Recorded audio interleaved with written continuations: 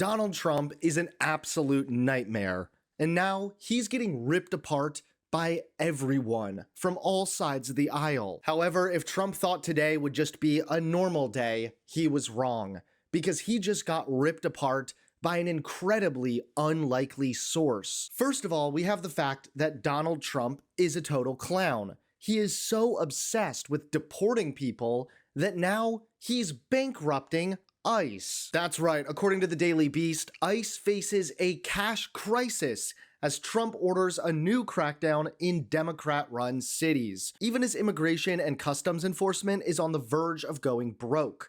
The agency is already about $1 billion over budget with 3 months left in the fiscal year, and could run out of money altogether by next month. Part of the reason why ICE's spending is so out of control because Trump has demanded that at least 3,000 immigrants be detained daily. I mean, that is insane. Still, this hasn't stopped Donald Trump from threatening to send ICE even more aggressively into Democrat-run cities. This is a clear and blatant targeting of political opposition, and it's really concerning. Still, Trump really has no problem admitting that, yeah, that's the focus. You did a post last night where you said you want ICE to really target Democrats. Yeah, I want them to focus on the cities, because the cities are where you really have what's called sanctuary cities, and that's where the people are.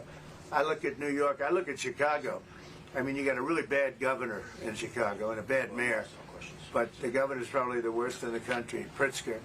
But I look at how that city has been overrun by criminals, and New York and LA, look at LA. LA, those people weren't from LA, they weren't from California, most of those people, many of those people, and yeah, that's the focus. But Donald Trump's BS is finally catching up to him as more and more people are waking up to the fact that the dude is a joke. Speaking of joke, recently comedian Dave Smith said he regretted voting for Donald Trump and is now calling for Trump to be impeached. Negotiations are over now. The time for negotiations was before this. And so, yeah, Donald Trump looks, and man, I supported him this last year. I apologize for doing so. It was a bad calculation. At the time, it seemed like the right one. Donald Trump should be impeached and removed for this. All of his supporters should turn on him. It's the absolute betrayal of everything that he ran and campaigned on and everything that he stood for. Even at a recent event honoring the late Pope, a cardinal took a subtle swipe, at Donald Trump. It is wrong to scapegoat those who are here without documents, for indeed they are here due to a broken immigration system. Now all of this has led to Donald Trump facing a brutal call-out from an incredibly unlikely source. Take a look. Donald Trump just got shredded, not by a Democrat, not by the media, but by a judge appointed by Ronald Reagan. In a blistering ruling that stunned the courtroom, District Judge William Young, a conservative jurist with over 4 decades on the bench, struck down Trump-era cuts to 357 NIH research grants. His ruling? The cuts were illegal, unconstitutional, and deeply discriminatory. Judge Young didn't mince words. He called out the Trump administration's agenda for what it was.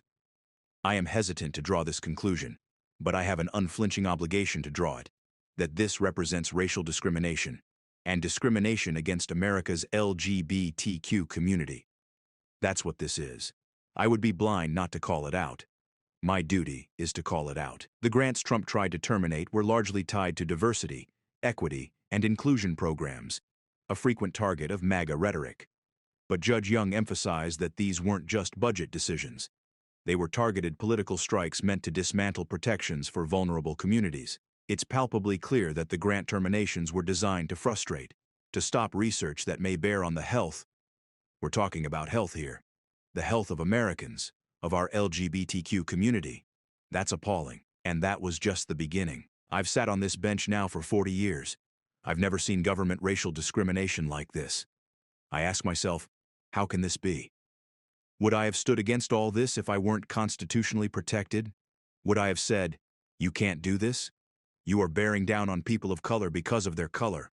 The Constitution will not permit that. Have we fallen so low? Have we no shame? This ruling is a massive blow, not just to Trump's culture war against wokeness, but to the legal justification his allies have used to slash programs aimed at equity. And it's not coming from some liberal bastion. It's coming from a Reagan Republican. Judge Young's decision reinstates funding for all 357 grants and signals that the court could go even further as the case unfolds. But make no mistake, this isn't just a policy defeat for Trump.